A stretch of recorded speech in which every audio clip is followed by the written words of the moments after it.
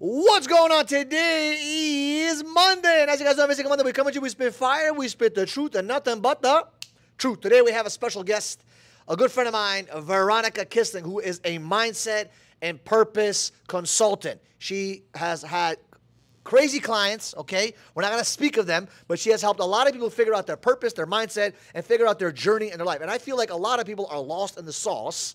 So we're going to talk about how do you figure out your purpose? How do you figure out what is it you need to do in your life and be happy and be fulfilled? I have never met someone that is so happy in life because it's just, once you figure out your purpose, you become a different human being. So welcome, welcome, welcome, Miss Veronica.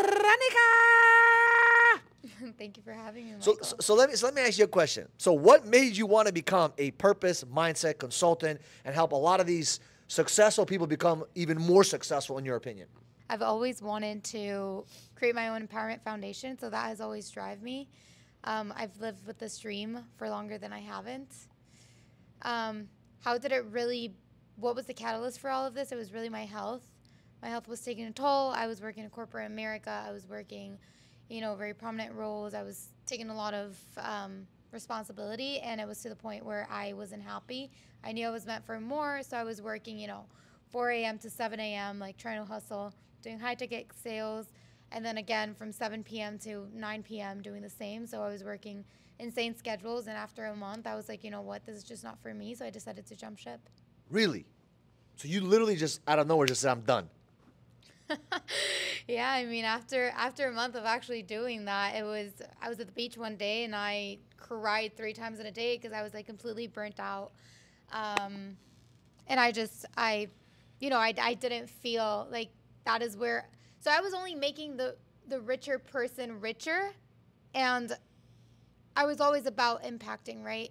I don't want to make the person that's making already millions of dollars richer. I want to actually bring the people that don't even believe that they can get to the point of getting millions of dollars, but that they do have the potential, and they also have that like good intent in their heart. So let me ask you this. I've heard this saying before, and I always live by this: help the greedy, not the needy. Why do you want to help the needy? So it's interesting. I wouldn't say they're the needy, right? But when you think about it, somebody that is in need because they have you've had a tough upbringing, right? If someone heard my story, yes, it was a pretty challenging upbringing, and yeah, I mean, it was pretty tough. So would you say that you were the greedy or the needy? I mean, I was the needy. Okay. I was super needy when I first started out with mentorship. I was super needy. Where are you now? Greedy. I mean, I don't say greed because greed is a bad word, but I'm very excited about more and keep going for more and more and more. And it's more like a game.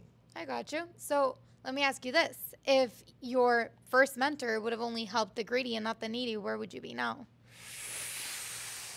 Good question. Where would I be now if it wasn't for mentorship? Probably in jail.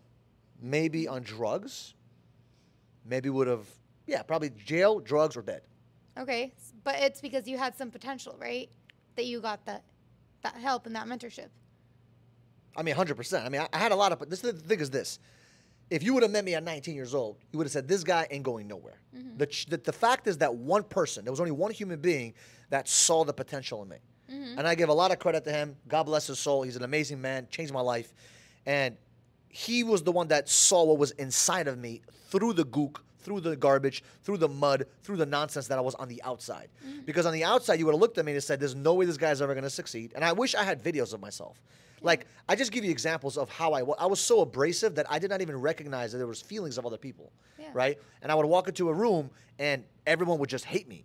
Not because I was a bad person, because my energy was off the fucking walls. I was bouncing left and right. I was super high energy and not like being a chameleon and walking into a room and saying, okay, well, this is a meditation room. You need to chill out a little bit. You know what I mean? Like, everyone's trying to meditate. You're fucking coming in there with all this energy, right? Or just I was so focused on goals and like growing up, 22, 23, 24, 25, that I would literally step on people's toes, not realizing that I'm hurting people in that process. Yeah. So he was the one that saw something inside of me and said, okay, there's a lot of nonsense on the outside, but on the inside, there's a gem inside. Yeah. right? So he had the ability to see through that and see past that. And he took on a very challenging mission. The fact that he was able to spend time with me and help me kind of uncover some of these demons, the fears, the doubts, the worries, the disbeliefs, and help me become who I am today, I mean, that was a very tough challenge to him, and I salute him, and he deserves everything that he gets today because of the fact that he took me as a person under his wing. So I don't think there's that many people that had to go through as many changes that I did, because I had to go through a lot. I had to do not only a personality shift, I had to change everything. Like, everything about me today was not who I was 10 years ago, 15 years ago. And it's very extreme, right? But it's all that identity shift, right? And I think we've all had to do that. We shed the different layers of ourselves. But if you go back to helping the needy versus the greedy, that's a whole point. Because if you weren't to find, for example, you like a diamond in raw, and nobody would actually want to help you because they were like, well, I'm not going to touch him, then you wouldn't be where you are. And the part of it is, I don't like to say that I actually help both. I help the greedy and the needy. How you state it, right? I have clients that make multiple millions of dollars, and then I have clients that are still in their corporate job, but they want to open a tech, right? That it's about doctors and all these things. And it's just that people that want to do a change. It's the people that want to do something different in the industry as they know it. Let me ask you this. A lot of people say, I want to change. I want to change my life. I want to change my this. I want to change my income. I want to change. How do you know if someone's actually going to take the time, the energy, the resources, and actually change themselves? Because a lot of people yap. Like some of you guys are watching this video, maybe yappers. I don't know. I know that I was not a yapper. For me, when I said the word change, I wanted massive change, right? And the action threshold was like, I was far beyond it, because I was like, I have to change now. Because I knew that if I didn't change at that moment, my life was heading downhill. I knew that. Because the people that I was hanging around with, I mean, I get videos and messages from friends all the time that are sharing videos. Wow, look at this guy. Used to hang out with this guy. He's dead. Look at this guy. He's in jail now. Look at this guy. He's on drugs still. And I've seen in the past 15 years, a lot of them have either died, overdosed on drugs, alcohol, gambling issues. I met even someone not too long ago that came to see me a couple of weeks ago, and he's been through recovery. He had to go like a lot of fucking things have happened in the past 10, 15 years to a lot of people that I knew. So my question, how do you know when someone's actually going to make the decision to change? Like, do you see certain things in people that say this guy's going to change?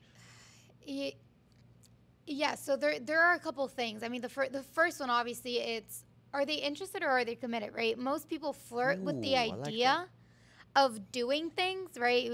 We know multiple people that you say they jab because they're interested in flirting, right?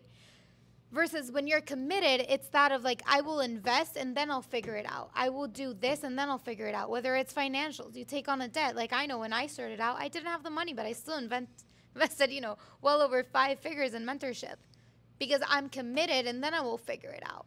I think a lot of people try to flirt with the idea. I also think it's, a lot of, I like to work with people from a place of inspiration, but I do think in order to be able to be open and receptive to working from a state of inspiration, you first have to hit a place of desperation.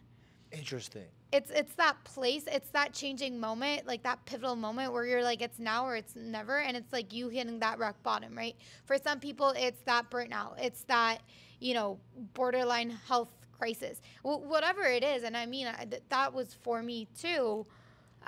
So let me ask you a question. So I want to talk to the person that's not trying to figure out their purpose as the needy, right? Because if you want to figure that out, listen, there's a lot of videos on the internet you can learn from that. I want you to talk to the person, because I've been there multiple times. You've made a lot of money. You've created a lot of success. You have created a lot of wins. You helped other people win. But you still have not. You've accomplished one of your purposes. You've accomplished one of your major goals in life, which was to, let's say, hit a certain amount of money, hit a certain amount of offices, whatever it be. Your purpose is not your goal. Let's go there first. So your goal is Explain. your goal. I mean, your purpose is what internally drives you. But right? let's say somebody, like, I give you an example. Let's say someone like myself, whose purpose was to impact a lot of people and change people's lives in sales and all that, and I've done that over and over again. But sometimes you hit a plateau, you hit that wall, you're like, okay. You have to dig deeper. Yeah, so that's not your purpose. You have to anchor your purpose. Your purpose are usually anchored to past experiences of your upgrowing. So you saying that you want to impact millions of people, cool. But then that is so shallow. Everybody can say that. It's like, what makes Michael? Why do you want to help people? I mean, I can tell you specifically for me, my story, nobody else will have it, and that's what drives me. That's why I've had this dream for, 14 years of having my own empowerment foundation. So when you talk about purpose, yes, purpose can change, but your purpose, you know, your ikigai and purpose, which are similar but different, like it doesn't change for like 10, 15 years. Your purpose is not like a goal that you just keep revamping and making it bigger and bigger. Your purpose is attached to your identity, to the core of who you are, to your upbringing. So someone that is a successful person that hit that plateau, because they thought their purpose was to do X, Y, and Z. They hit that wall. How would you help them to figure out his true purpose? Like, what are some things they can do to figure out what's truly, really important to them, to drive them to do things that they don't want to fucking do? I think the first question is like, what's the legacy that you want to live? But everyone says that, legacy, schmegacy, like all these cliche words. I want to leave a legacy. I want to make impact. Like, to me, when I hear that, it makes me cringe. Just like when I hear the word coach, no disrespect. I don't like calling you a coach because you're not a coach. You're a consultant. It's a big difference, right? But nowadays you have coaches coaching coaches how to coach other coaches that are learning how to coach. I'm like, it just drives me bananas. Like, certain words trigger me to think of like, oh, yeah, cliche fucking word. Like when I ask someone in the street, we ask sometimes in interviews, I'm like, what's the #1 tip for success? Don't give up. No fucking shit. Like, fucking give me something fucking juicy. Like, tell me something that's different. Tell me something that's unique. So what is it that can help? Yeah, go ahead. So here's two things that are part of the process to helping really find that purpose.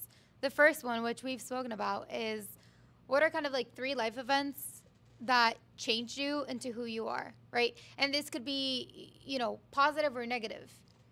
Either way, it shaped you into who you are, and then throughout your life, that is the work that you have to do. So what about someone like myself who doesn't have any positive memories before 19 years old? All negative, all horrible, all nightmares. Can you still figure out your purpose from that? So there's, you know, there's a couple of events that you've had, right? But the people in the events, some of them have actually been a positive impact for you. Like your mom, you're very caring because of that. So that is part of what you do and part of how you show up and how you nurture others, right? I mean, yeah, I always say my mom gave me the love, the care, the empathy side, and my dad gave me the fucking discipline, commitment. If I say something, you better do it. Like, your word is your bond. Honesty, integrity came from him. Like, those are like the main key characteristics that I drew out of my parents, right? Yeah. But it came from like sifting through the bullshit of 19 years of going through hell to figure those things out. Because I didn't know this until later on. I didn't recognize that I'm so soft and gentle because of my mom. I just thought that, you know, everyone has a good heart. Everyone wants to do the right thing. But I realized, oh, shit, not everyone wants to do the right thing. No. There's a lot of people out there that want to fucking hurt people because they're so hurt on the inside. Whereas when I was hurt, I didn't want to hurt no one. To me, hurting someone was the worst thing on the planet because I saw my mom get hurt her entire life. I felt the pain that I genuinely, for many, many years, and I had to go to therapy as a kid to overcome this, I genuinely thought that I created a nightmare in my family life because of me. I thought my parents were fighting because of me. Because I remember my dad and my mom would argue, like, and they would argue a little bit because of me, because I would, like, my dad said, 9:30, you're in bed. Now, I'm the little bit of the guy that's, what's that called? Oppositional and defiant, right? They're trying to give me that fucking label. So I was very oppositional, very defiant, and going against the rules, and I just wanted to break the rules. I don't know why. It was stuck in my head. So my father said 9:30, so I would wait till 9:29 and see what would happen. And 9:30, guess what happened? He would literally be watching the clock. All right, Michael. He just called me Misha. Misha, all right, let's go to bed. I'm like, well, I'm hungry. He's like, you're hungry? Why didn't you eat before 9:30? I was like, well, I was, you know, I forgot or whatever the excuse was. He's like, okay, you want to hungry? I'm like, no, I'm gonna die. I'm hungry. He's like, okay, great. You're gonna die? Sweet tea with sugar. That was his thing. If you're dying, get some sugar in your body. So I would sit there and, like, you know, make the sugar and tea and fucking take forever. And he's like, 9:35, let's go. Sleep. I'm like, no, but I'm hungry. So whatever. My father would scream at me. I would go to bed. And I would be, like, making noises, this and that. My mom would sneak in a little sandwich, you know? And then my father would find out, because he hears the little crumbling of the aluminum foil. He comes into the room, starts screaming at my mom, going crazy at my mom, right? So I'm like, oh, shit, I just created a fucking war in the house for the 7th time this week because I triggered my dad to fight with my mom because I was playing the game of being oppositional and defiant. Right? So I grew up for many, many years thinking that my dad, like my mom and my dad fought because of me. I had to overcome that. It wasn't my fault that they got divorced. It was their fault, but I took a lot of blame for that as a kid, right? I felt like I was the guy in between trying to stop the fucking wars that are happening in the house. I overkid. How the fuck did we get into that shit? That's a good... we were talking I've never shared that. We talk about, shit. By the way, I don't mind sharing these things because I think that everything that I share can inspire somebody that's watching this video. right? I live a very transparent life. You could sit down for an hour with me. I'll talk about my whole childhood. It does not affect because my childhood made me who I am today, right? I look at it as the biggest blessing on the planet was me going through those changes. Yeah. I figured out my purpose in life from going through the fucking nightmares. I didn't have dreams. I always talk about dreams. What the fuck is a dream? When I was thinking 19 years old, my mentor was like, what's a dream? I'm like, I have no fucking idea what the fuck is a dream. I thought dreams were like things that you go to sleep and you fucking think about shit. Yeah. I had no idea there was things called dreams and goals. I was like, wow, you can have that? For me, it was like, run away from this fucking nightmare, right? But I recognized that in order to have where did I get this fire, right? My fire came from running away from pain. Yeah. And some people have a fire they're chasing towards pleasure. I did not see it like that. Yeah. So do you see that people that are running away from pain tend to have a clearer purpose than people that are running towards pleasure? So I think it's different. I think when you're running towards pleasure, that's when you really start running towards your purpose. Really? I think running. Shit, I need some work then. So I think so think about it like, you know, I will use motivation for something that it's like external, and then I'll use inspiration when it's from within, right? Because you can be internally motivated, but I'm just going to differentiate those two. Stealing my words. But when you're motivated, right, you're trying to run away from something. Think about it this way. Wait, say that again? When you're motivated, you're trying to run away from something? So, okay, explain. We spoke about pain, right? We spoke about how you're trying to run away from pain, and that's what motivates you, right?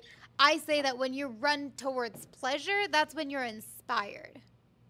So let me give you a more tangible example. Think about a relationship. Think about a job. You're like, job is a perfect example. Or even a relationship. You're like, okay, I'm going to leave this person because I'm so miserable with her. But I'm just going to jump into the next relationship, right? I'm just going to jump into the next job so that they can pay me.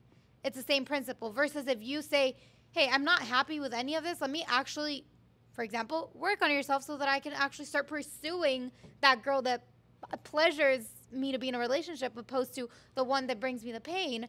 Same as with a job. Let me try to go into that job that I will actually enjoy to go to, as opposed to that one that will pay my bills. Holy shit, I got some work. That's what she just said is powerful, because my entire life and my entire existence is running away from feeling pain. It's very hard for me. Like, I'm not motivated by cars and watches, all this shit. I got a couple of watches, but it doesn't drive me to run towards pleasure. I've always been driven the most by the pain. Yeah, it's like that, and it's also like that trying to. Is that why it lasted for spurts? For spurts? Yeah, because I've always created ideas of how to motivate myself through spurts. Like, like sprints. Sprints, I call them spurts. Not that it doesn't last for a long time. Like once I'm in. But like that massive nitric oxide came from like thinking about the past and not letting that happen again. Yeah, so that's the thing about motivation. You have to get remotivated every 90 days. So the thing is like you keep running on these sprints, right? 90-day sprints where you have to keep remotivating yourself, because if not, it'll run out.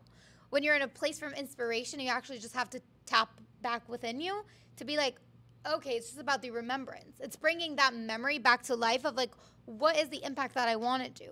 And that's the whole thing about the purpose. It's about building that thing that you know that clicks that remembrance, opposed to keep running for that fuel to be able to reignite yourself every 90 days. That's like going to the gym. If you go to the gym and you don't get the results, this is a perfect example. If you go to the gym, 90 days, you still don't see anything, you see no weight drop, you're eventually going to be like, this is BS, and drop it. But if you're going to the gym because you're like, well, I can't even go up the stairs to play with my daughter, my newborn daughter, you're sure as hell in 90 days you can go into CrossFit training. Okay, I'm thinking about the gym right now. I've been going to the gym since I was 17 years old.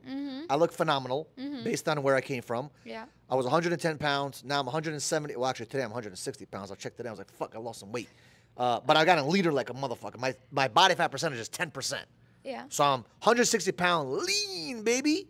So my question is this. I'm trying to think, how come I never stopped going to the gym? It's not because of the pain. In the beginning, it was pain. Because I was picked on, I was small, I was tiny. Yeah. But then it became this intense desire, not towards a dream. Like having a six-pack sounded cool, but it wasn't like, it wasn't. Bettering yourself, right? No, I think for me, it's another level. It was a fucking game to never give up. Okay. It was a game to play. It was like a game. I'm never stopping the fucking gym. Yeah. It's a game. I'm the most committed motherfucker on the planet. Like I'm like through traveling, I've been all over the fucking world, and I don't fucking miss the gym.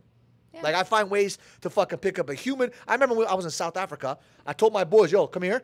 I grabbed him and I started doing legs with him, with his body. because there was no weights. We're in the middle of fucking safari. Yeah. In the middle of the fucking, Africa. And I was like, I have to go to the gym. There's no gym. There's nothing. It's fucking animals and you. Yeah. What am I going to do? Fight a fucking bear? Fight a lion? No. So I picked them up. We started doing squats, lunges. We started doing all kinds of shit. And I was like, I will never, ever stop working out no matter where I am in the world. I could be in the middle of the forest. So I'm trying to figure out, why did I not stop? And the reason why I never stopped was because to me, I get so addicted to the process. I'm not addicted to the result. The result happens by default. Yeah. I'm addicted to the process of being consistent. I love the title and I love the idea of being the most consistent man. Like, the commercial, Matt? The most interesting man in the world? The most interesting man in the world. What is it again? Dos Equis guy. You know what I'm talking about? You ever seen that video or no? I don't know. Okay, we got to show it there. It's funny as hell. But like, the most interesting man in the world, I'm the most consistent man in the fucking world. Yeah. That's Michael Barayev. Like, Michael Consistent Barayev. MCB, But you're baby. only consistent with the things that bring you pleasure, right? I mean, who the fuck gets pleasure from going to the gym? Unless after the gym. But Well, beforehand and during the process? Yeah, but the process, you get pleasure. You enjoy it. Yeah, because I don't look at oh my God, my arm is fucking hurting me or my back is hurting me. The next day you get sore. Like, I don't know. I don't explain it. I'm not thinking about the pain though, but I'm driven. Yeah. I'm driven by the madness. I'm driven by the game. I'm driven by the scorecard. I'm driven by the consistency. And I don't know is that running from pain or is that running towards pleasure? I don't know. Maybe there's a new one. I'll let you ponder with that. I don't know. I've been thinking about Maddie. What do you think, Matt? I won't project my beliefs. No, project your beliefs. I'm curious to know. What do you think? Is me going to the gym for the past 15 years a sign of running away from pain or a sign of running towards pleasure? Based on how I explained it. If you guys, I want to know in the comments what you guys think. I really want to know. I'm curious to know. It's got to be one. Which one is it? I mean, could it be both? Of course it could be both. Yeah, I mean, it's like, okay, I'm not gonna lie. Like right now, what inspires me, it's my inspiration. But at days, you wake up and you're like, ugh, I don't want to do anything today, right? Yeah, but that's the thing. When you're inspired, you don't feel that way. Like I don't feel like. But when you're inspired, it could happen, right? You forget. Us human, we forget what is it that we want. We forget what is it that we like. I mean, we forget to call our parents. If we really thought that our parents were gonna, it could be the last hour that they were alive, we would call them, but yet we forget, they slip our mind. So it's the same thing. So I'm not saying that you will not need like those little, inspiration. Yeah, when you make a sale, that's inspiration. You're like, yeah, a little like pat in the back. Let me put that coin in my confidence bucket, right? So motivation will keep you going, but it's not what should drive you. Same as like the pleasure of it, pleasure of winning maybe, it's what drives you, not the pleasure of the pain, because the further that you leave that pain behind and the more that you work to work on those, the experiences that you went through, the further away you are from pain in the spectrum. So let me ask you this. Someone else watching this, they're not motivated, they're not inspired, they're very successful though. How do they get their ass back into the track of winning again in their purpose, in their inspiration wavelength, so to say? I just have to say, not everybody wants to live a positive impact in the world. Some people just are in it for the money. And that's fine. If that's you, that's not the people that I work with. That's not the people that I have in my close circle. But there's people that are just driven by money. You and I both know people that's what moves them. So it's not everybody, if you don't want to fulfill a purpose, then you don't have to. Yeah, but that purpose is money for that person. But that's not a purpose. What if that is? Like, what if their purpose is to make enough money? Like, for me, I'll be honest with you, I don't have this grandiose ideology. I didn't have this grandiose idea to, like, change the fucking planet with fucking millions. For me, it was like, get the fuck out of the situation that I'm in. Yeah. And once I got out of that situation, I'm like, okay, I need to make more money. I got into door-to-door sales and made a fucking shit ton of money. I was like, I'm going to help other people make money. That's the only way to duplicate yourself. Robert Kiyosaki, thank you so much. I love you for giving me, Rich Dad, Poor Dad. Yeah. I learned about systems. I learned about people, like duplication, network marketing. Yeah. Thank you very much. And that's how I fucking thought. Like, my whole mindset was, how do I duplicate my efforts? How do I get, Paul Getty said, how do I get 1% of 100 people versus 100% of just myself? And my mind shifted, and that's how I started to do everything I do. Because I don't want to be the guy that makes 100% of the money because of my efforts. Yeah. I want to make 1% of 100 people. It's much better, right? So some people are driven. I mean, I think I was driven by, because we talked about it the other day. I wanted to impact people, but that was the cover-up. It wasn't the real, because when I started to do impacting certain people, I'm like, damn, these motherfuckers piss me off sometimes. So I'm like, Is that the real thing? So I figured out what drives me. It's not impacting people. I love impacting people. It makes me feel good. It's a good purpose and a good cause to have. But the real driver that drives Michael Marive, it's not that. Because if you told me right now, impact people, but be fucking broke, I'd be fuck no. Where some people, they want to impact people. Okay, so Mother Teresa, broke as a joke. But guess what? That was her whole drive. Okay, I'm not saying, like, you have to be a little bit narcissistic. I'm not saying, like, you know, altruistic and narcissistic. Like, you have to have a balance, right? Nobody's gonna be happy being poor, being broke. Like, what about Mother Teresa? Okay, I'm not gonna go to those extreme cases, but it was also like there's multiple people, but then you also see people that are billionaires, millionaires, whatever it is, and they're still miserable. Yeah, I understand. I do think. Listen, I do think this money. And I talked about it the other day. So what does money mean to you? What is money for you? Money to me, and I say this all the time. Money is a piece of paper, right? That is a tool for me to get exactly what I want. For example, it gives me options, it gives me choices, it gives me freedom. Like right now, if I get stopped, like I got stopped in Nicaragua, okay? Cops come over to me and they literally tell me, you just made an illegal turn. I'm like, what the fuck is the guy talking about? I haven't made a turn of fucking 30 miles. We're driving in the middle of the night from one city to the other, okay? Me and my brother. He's like, you made an illegal turn. I'm like, oof. My brother's panicking. I'm like, don't worry about it. I'm thinking in my head, like, this is Nicaragua. You can fucking pay them off a little bit. I give the guy $20. He's like, $30, sorry. No. He's like, what am I going to do with that? I'm like, fucking motherfucker. I give him $40. He lets us go. I'm like, great. Now, $40 is nothing. But imagine if it was we did something crazy. I don't fucking know. What if I needed to pay $4,000 at that moment? What if I didn't have $4,000? I'll be fucked sitting in Nicaraguan prison. Yeah. Because I had the $40 or whatever the money is, that gave me a choice. It gave me an option, right? Money buys my convenience. Money buys you everything that you need and want. It can literally, for example, there's some people that have long distance relationships and they can't afford a plane ticket until the next month. Think about that. Husband and wife, or boyfriend and girlfriend, or dating, but they can't buy their girlfriend or boyfriend a ticket because they're working a fucking deadbeat job. And you might say, well, money doesn't make you happy. Bullshit. $500 ticket, $1,000 ticket will make you fucking super happy when you're spending time with your girl. Yeah, I'm not saying money doesn't make. I'm not of the belief, like, I do think. So for me, money is just something to buy experiences. What does that mean? That means I get to experience the pleasure of traveling. I get to experience the pleasure of being able to go to an event that I want to. I get the pleasure to be able to give back and give to charity. I have a serious question. So do you have to have a purpose to make more money? Can you make more money without having a defined purpose? No, I don't. No, you can make money. Like, people right now make money out of everything. Do you think OnlyFans really, people are like, oh yeah, this is my purpose? No, you can make money literally of everything nowadays. I'm not saying that you need a purpose. So why the fuck do we need a purpose? Let's go make some money. I'm just kidding. Let me ask you this. How did you introduce me at the beginning of the podcast? Mindset and purpose consultant. You told me that I was one of the happiest persons that you've ever met. Yeah. Very happy. Why is that? Because my heart is expanding and it's being full. If you go to somebody that's very greedy and they're not about giving back, you're not going to see them this happy. You've seen me. I jump around the streets. I love it. So it's all about that. So you can still make, and I love this idea. You could still, by the way, I'm not saying that everything I'm saying and being the devil's advocate is not because I believe. I'm just trying to throw ideas out because I'm trying to understand, right? I'm a very curious person. I like to ask questions. I learned this a long time ago. I don't have any opinions of anything. I'm not a Republican. I'm not a Democrat. I'm actually in the fucking middle, if you really think about it. I don't think about heads or tails. I think about sitting on the edge. Because I'm always looking at, this communist motherfucker thinks that communism is amazing. This capitalist motherfucker thinks capitalism is amazing. Why? I literally read Karl Marx's fucking communist book to understand the manifesto. I was like, how do they think? And when you read that shit, you're like, damn, that shit sounds so amazing. Yeah. But just because it sounds amazing doesn't mean it's practical. No, and having sex with a hooker sounds amazing, but it's not practical. You know what I'm saying? No, and I think that is, it's one thing that you should always have that mindset of how can the other side be true. Always. I always question my belief. Like, I'll give you an extreme example. I was, doing Model United Nations back in high school, for like high school United Nations. And you debate it, and I was like, you know what? Let me go for the most controversial side to see if I can win. It was literally about like mutilating females, and I was in an Arab country. Guess who won the debate? You? Yeah. High five. You qualify. What did you do that won? Was it purpose? Just kidding. No.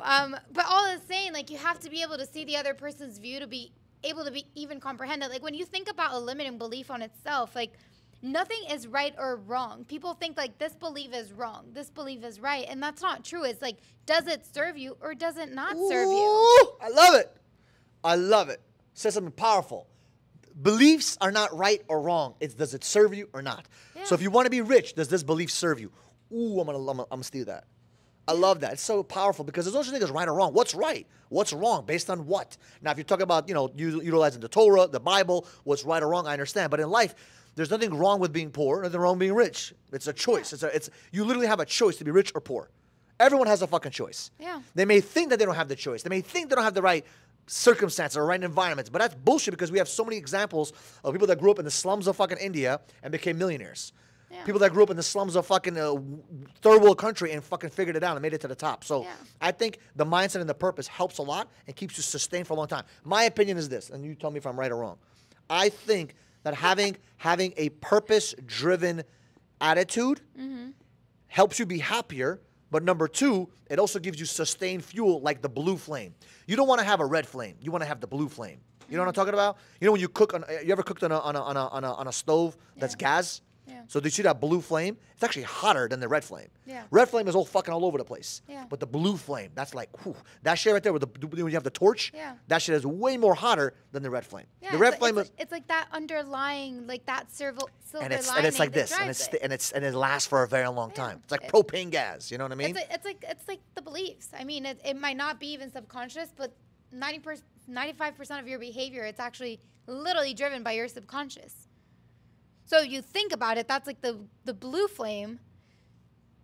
So if you're able to be driven by that and you actually think that all your thoughts and all of this is driving 100% of you, think again, because it only drives 5% of you. You know what I'm excited to do? I'm excited to clear out a lot of my belief systems and start fresh. And a lot of new belief systems. Because you know what's crazy? Every couple of months, every couple of years, I like to do that. Like, you know what? Fuck what I believe, not true. Yeah, let's change. Start questioning. I used to believe 100 grand. This is when I first started out. I used to believe that 100 grand a month was considered a good amount of money. Yeah. And I was like, well, that's why I'm not passing that because I think it's good. Ceiling. When you say it's good, you fuck yourself up. So now I'm literally excited about right now. My goal, everyone knows this: earn $1 million a month in profit. Yeah. Forget about revenue. Anybody can do fucking revenue. Anybody can do sales. Yeah. Talk about profit in my pocket after taxes, after everything. How do I get that cooking for me? And that's where I'm going to, because I'm like, okay, that's a lot of money. Yeah. Now, once I hit that, and you just have it'll change. You have to break through that ceiling, right? I think a very, she's very prominent into the space, but, Gabby Bernstein, she's speaking about a podcast, how, the belief that if I don't do it, nobody else will. And like having that she has to go and do everything took her to be an 8-time bestseller. But she said, if I want to get to that next level, then I have to let go of this belief. I have to trust in the people that work for me. And an 8-time bestseller, it's not like a ride in the park. I did a podcast yesterday with a very successful mortgage guy who built a very successful business in mortgages. He said something that fucking stuck with me. I asked him, every time I go do a podcast, even if they're interviewing, I want to find I want to get a nugget because I'm like, I'm talking, but I want a nugget. I want to get out of this conversation with a nugget, right? And the nugget that I got, which I've been thinking about for the past 24 hours, has been amazing, right? I said, what is your biggest failure? Mm-hmm. And he said that once he hit success, he kind of slowed down. Yeah. And I think about that, and I was like, that's so fucking goddamn true. My biggest mistake was that when I hit success, if you want to call it success, I started to think, how do I duplicate myself and X out of the fucking business when I should have went fucking ham. I should have went fucking all in and just keep driving that fucker to higher momentums. And I can't wait to, right now we have momentum in our company. I want to I'm going ham right now. That failure that he had, I want to utilize to my success. So do you know how to not stop when you reach that success? Purpose. No. Not this time. Well, that could be it, right? You start expanding and get excited about the capacity. process. No, it's about the identity, right? Their identity was stuck to that accomplishment. That's what happened with goals. When you attach your identity to that goal, once I hit that $1 million a month, once I X, Y, and Z, once you get there, your identity is capped right there. It's the same thing of that ceiling. It's the same thing. So that's why you do micro identity shifts, because you're ever evolving, and that's how you also enjoy the process. Because if you start loving that identity that you start crafting, then every process that you do along the way, you're going to enjoy it. I love it. I love it. Listen, we had an amazing podcast today. If you have not yet subscribed to the channel, do me a favor, subscribe to the channel, like the video, drop some comments. I want to know what the hell you guys think. I need some opinions. I love opinions. So keep it up. I love you guys, and we'll see you guys in the next video.